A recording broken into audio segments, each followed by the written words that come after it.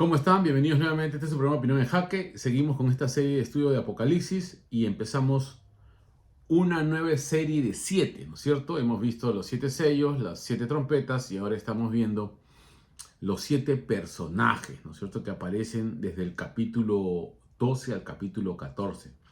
Cabe mencionar que hay 7 truenos que se sellan y no se comunican su mensaje. Y también en el capítulo 14 va a haber 7 apariciones de ángeles, aunque un ángel aparece 2 veces, sin embargo son 7 apariciones que también se añadirían 2 series de 7, ¿no? de nivel secundario, por eso no los mencionamos. Bajo esa perspectiva ahora vamos a ingresar a examinar entonces estos primeros 3 personajes, ¿no? Que aparecen, que son la mujer, ¿ya? En este caso el dragón y el hijo de la mujer, y vamos a añadir uno más, el arcángel Miguel. Vamos a ver entonces en el capítulo 12 estos 4 personajes. Quiero explicar lo siguiente. Ya hemos visto que el interludio entre la sexta trompeta y la séptima trompeta se da el ángel con el librito y los 2 testigos, que consideramos que es el anuncio del evangelio. En primer lugar, de la iglesia se prepara alimentándose de la palabra para predicar y profetizar el mensaje como se le manda a Juan, y se ve luego el aspecto externo de comunicar el evangelio a las naciones y cómo afecta a la comunidad mundial, cómo, digamos, despierta su temor, su rabia, su conflicto cuando aparecen las señales que acompañan al anuncio del evangelio, y por supuesto despierta la persecución. Y se menciona por primera vez, como hemos visto, a la bestia en el capítulo 11 en el verso 7, ¿no? Como hemos venido explicando, a medida de que va avanzando la historia, en esta forma de espiral que retrocede y avanza, ¿no? Y va explicando nuevos detalles de la historia, tenemos que decirles que el método, digamos, literario simbólico usa elementos de la historia, pero a veces no en detalle cronológico, sino que crea una historia, digamos, estructurada con un mensaje claro, con elementos de la historia, que también pueden ser hechos pasados, presentes o ya indicando el futuro.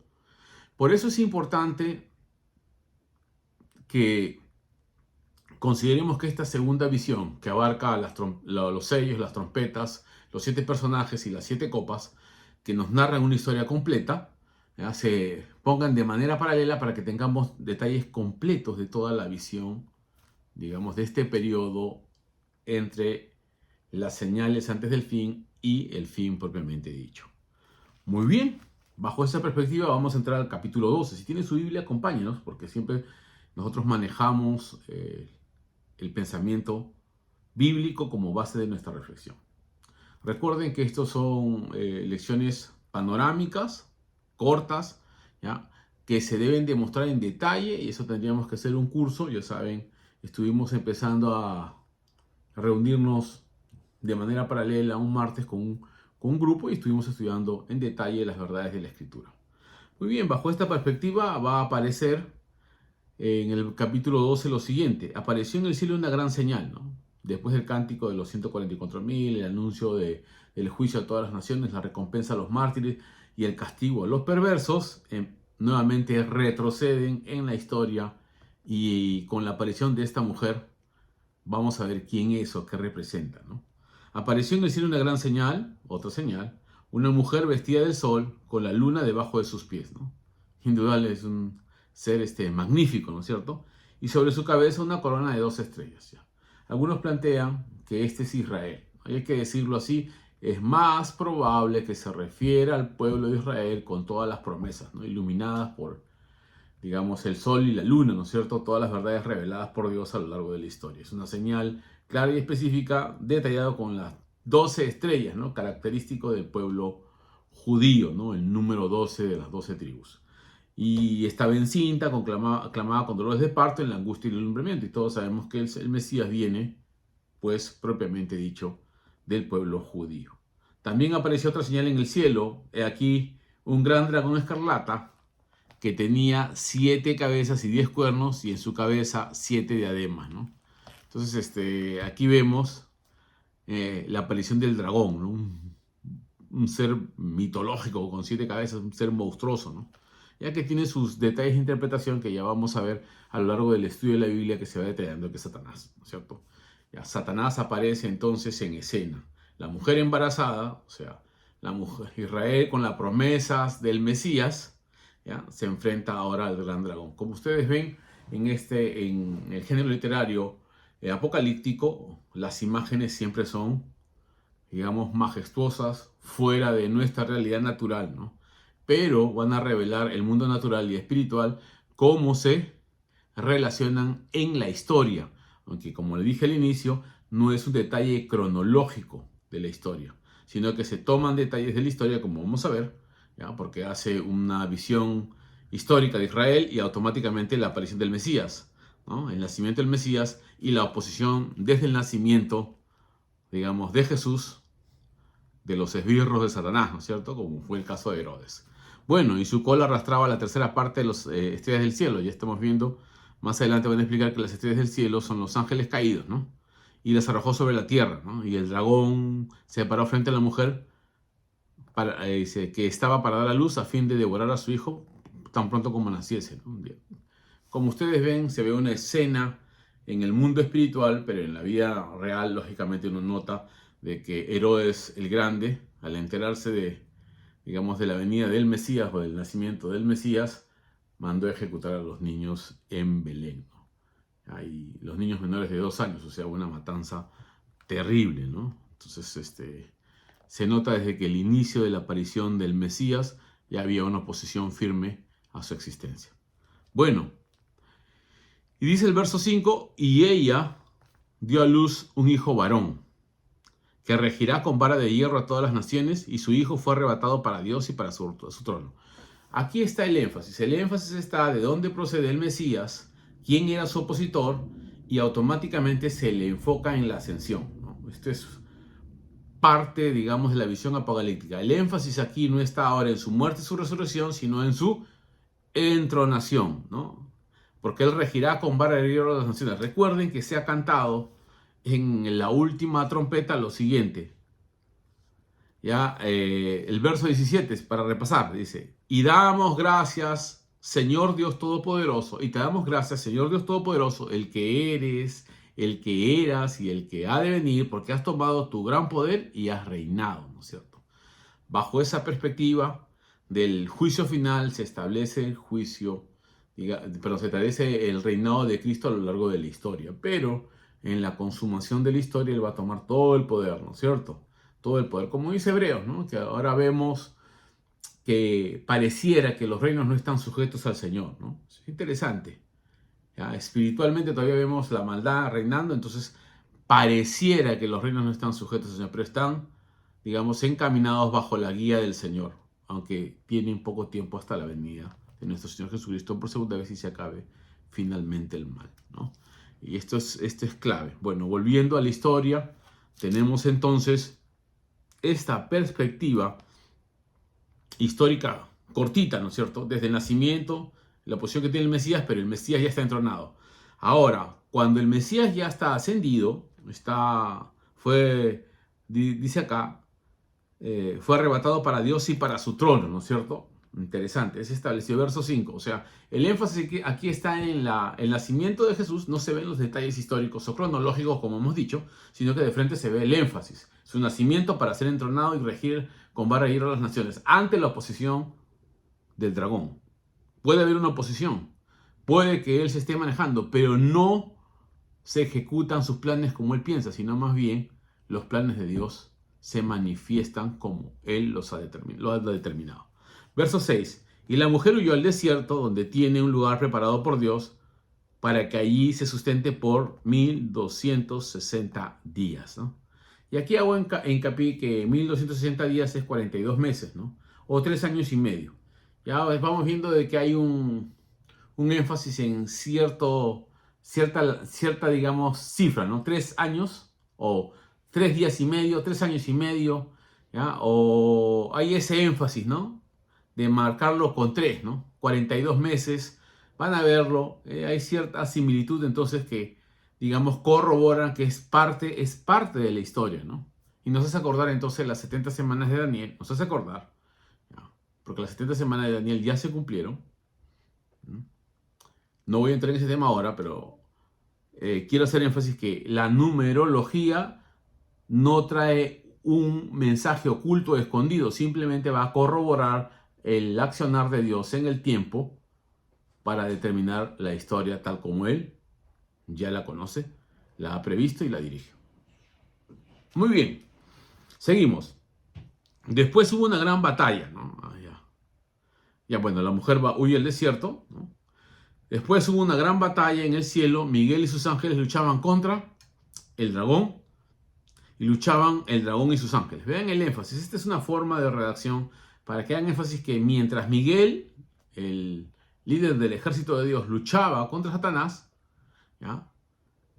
En esta batalla no lucha Jesús. Aquí quiero decirlo. Jesús está entronado y manda a Miguel. El texto no lo dice directamente. Es una inferencia que estoy haciendo. Porque una vez que Jesús es entronado, ¿ya? ¿Qué dice? Esta lucha es porque no prevalecieron, verso 8, pero no prevalecieron ni se halló lugar ya para ellos en el cielo. O sea, se refiere a que Satanás y los demonios ya no tienen espacio en el cielo, ya no van a ingresar nunca más al cielo. Y fue lanzado fuera el dragón, la serpiente antigua que se llama Diablo y Satanás. Aquí quien se revela es la serpiente. ¿De quién se habla? ¿Quién es el dragón? Este ser espiritual. Ahora, el que engaña al mundo entero, fue arrojado a la tierra y sus ángeles fueron arrojados con él. Aquí se revela que la tercera parte de los ángeles que se unieron a Satanás para rebelarse contra Dios son vencidos después que el Cordero es entronado. Y por eso es expulsado del cielo para nunca más entrar. Verso 10. Entonces se oyó una gran voz en el cielo que decía: ahora ha venido la salvación, el poder, el reino de nuestro Dios y la autoridad de su Cristo. Este texto es clarísimo porque ha sido lanzado fuera el acusador de nuestros hermanos, el que nos acusaba delante de nuestro Dios día y noche. O sea, ya nunca más hay acusación de Satanás en el cielo. Ya no tiene acceso al cielo porque el Hijo de Dios ha sido entronado. Ya no va a suceder lo que sucedió en la época de Job, ¿no? En la época de Miqueas, cuando tenía que profetizarle a Acab y un demonio estaba en la presencia de Dios. Ya no sucede eso más. Ya no sucede lo de Lucas capítulo 10, verso 20, que cuando Satanás caía como un rayo, en el contexto de que la iglesia estaba predicando, los 144, perdón, me estoy equivocando, los 12 o los 70 habían sido enviados a predicar, a evangelizar, a compartir, y estaban expulsando demonios, porque solo con la aparición de Cristo empieza la expulsión de demonios. Y lo más, digamos, admirable, que cuando Satanás se da cuenta de que su reino está siendo conmovido en la tierra, ya no solo por el Hijo de Dios, sino por los discípulos del Hijo de Dios, entonces desciende como un rayo. Recuerden que es un símil, ¿no? Indica la velocidad como descendió para ver qué estaba pasando, cómo su reino estaba siendo conmovido por la predicación de las buenas nuevas de los 70. Y hasta los demonios se le sujetaban. Ese es el contexto. Algunos están sacando ese pasaje fuera de contexto y lo colocan en una narrativa distinta, ¿no? Yo quiero colocar las ideas según el pensamiento del texto, no según la imaginación de algunos. Bajo esta perspectiva, entonces estamos viendo que el énfasis en el capítulo 12 con la aparición de estos personajes, la mujer, el dragón, Miguel y el Hijo de Dios, ascendido y entronado, es porque se establece su autoridad en el cielo para expulsar a Satanás, para que la iglesia esté tranquila de que ya no hay acusación contra ella, porque el Hijo es el que justifica. Ahora, como dice Romanos capítulo 8 del 33 en adelante, Jesús, ¿quién acusará a los escogidos de Dios? Si Cristo es el que justifica, que también murió y resucitó, ¿no? Y que está a la diestra del Padre intercediendo por nosotros, porque ya no hay acusador, más bien hay abogado clamando por nosotros, porque el ministerio sacerdotal de Jesús no ha cesado y continúa en el cielo. Esta es una verdad que se debe enfatizar de manera intensa, porque Jesús está reinando y en el mundo espiritual Satanás ya no tiene más lugar. No solamente fue expuesto ahí, ¿no? Es interesante que ya desde la cruz fue expuesto públicamente derrotado. O sea, en la muerte y la resurrección de Cristo se les pone derrotado y luego en la ascensión es expulsado del cielo completamente y se desbarata su sistema de acusación. Ya no está como, digamos, se profetiza en el Antiguo Testamento delante del sacerdote, si no me equivoco es en Zacarías, al lado del sacerdote Josué, ¿no? Acusándolo, ¿no? Que tiene vestiduras manchadas. Ya no sucede eso. Satanás ya no puede hacer eso. Y más bien su reino está siendo conmovido por el anuncio del evangelio. Porque Cristo ha sido entronado. Y viene el cántico, ¿no? Y ellos le han vencido. ¿Quién le ha vencido, no? El acusador de nuestros hermanos. El que los acusaba delante de Dios día y noche. ¿Qué dice? Y ellos le han vencido por medio de la sangre del Cordero. Bueno, ustedes ven que la historia no hace énfasis en la muerte y la resurrección de Cristo, sino hace énfasis en la ascensión. ¿Ya? Porque recuerden que la imagen apocalíptica crea historias con elementos de la historia. ¿Ya? Bueno, crea relatos, voy a decirlo así, con elementos de la historia y para dar énfasis al punto que ellos quieren dejarnos en mente, que Cristo ha vencido a Satanás y lo ha expulsado del cielo y nuestra salvación está completamente asegurada por él. Por eso es que dice que hemos vencido por medio de la sangre del Cordero y de la palabra del testimonio de ellos y menospreciaron sus vidas hasta la muerte. Viene el énfasis entonces. Aunque Satanás esté en la tierra con sus esbirros y sus demonios atacando a la iglesia o utilizando ciertos poderes, no está fuera del poder del Señor porque Cristo ya nos tiene reservados un lugar especial en el cielo para nosotros y mantiene nuestra esperanza porque Él está a la diestra del Padre. Satanás ya no tiene poder espiritual para cautivar a los creyentes. Dice acá, por lo cual alegraos cielos y los que moráis en ellos. Ay de los moradores de la tierra y del mar, porque el diablo ha descendido a vosotros con gran ira, sabiendo que tiene poco tiempo, ¿no es cierto? Ya tiene poco tiempo. Ese es el anuncio ya. El diablo tiene poco tiempo de actividad. Aunque para nosotros sea 2000 años, tenemos que decir que hay poco tiempo de actividad. Desde la muerte del Mesías y su ascensión, hasta ahora han pasado como 2000 años, ¿no? ¿Ya? Hay poco tiempo, pues. Hay poco tiempo para él. Poco tiempo para el Señor porque Dios retarda su venida, como dice Pedro, porque espera que todos procedan en arrepentimiento. Hay esa esperanza. Pero aquí, en este caso, Satanás ya ha sido expulsado del cielo. Ya no tiene acceso al cielo y solo se ha circunscrito su actividad al planeta Tierra, ¿no? ¿Ya? Eso es interesante. Ya después vamos a detallar por qué se sucede eso, ¿no? ¿Cuál es el énfasis contemporáneo? Bueno, vamos a terminar, dice, y cuando vio el dragón que había sido arrojado a la tierra, persiguió a la mujer que había dado a luz al hijo varón. En este caso, la iglesia. Se ve entonces la unidad entre la mujer, Israel, y la iglesia, sus hijos, ¿no? Porque de ella se desprende una descendencia mayor, ¿no? Y se le dio a la mujer 2 alas. O sea, a pesar de la persecución, la iglesia es cuidada. Y viene el verso 14, se le dieron a la mujer 2 alas de la gran águila que volase delante de la serpiente del desierto a su lugar, donde es que dice, sustentada por un tiempo, tiempos y la mitad de un tiempo. Tiempo, tiempos y la mitad de un tiempo, ¿no? Es interesante. Un tiempo, tiempos y la mitad de un tiempo. Que puede decirse tiempo, tiempo, tiempo y medio tiempo. O sea, 3 tiempos y medio. Nuevamente, la misma lógica de los 3 años y medio, de los 42 meses.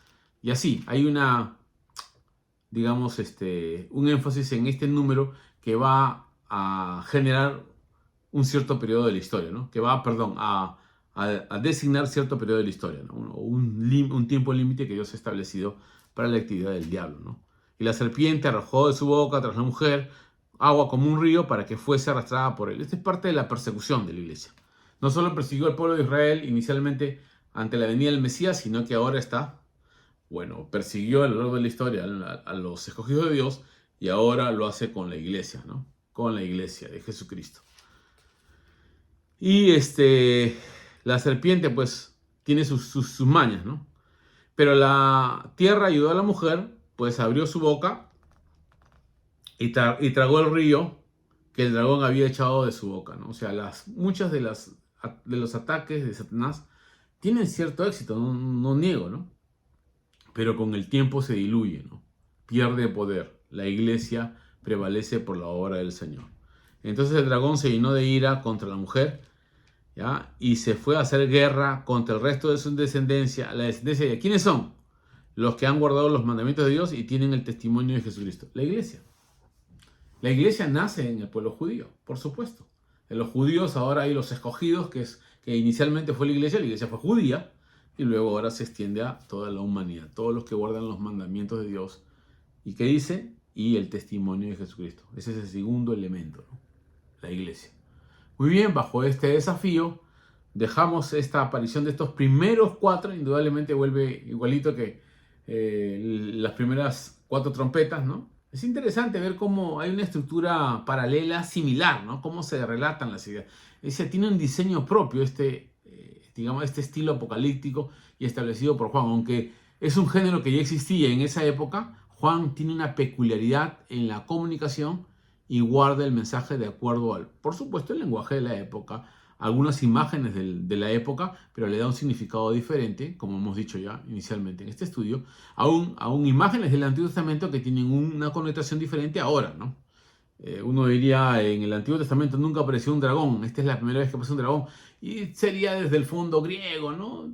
Que hay ciertos seres mitológicos espeluznantes.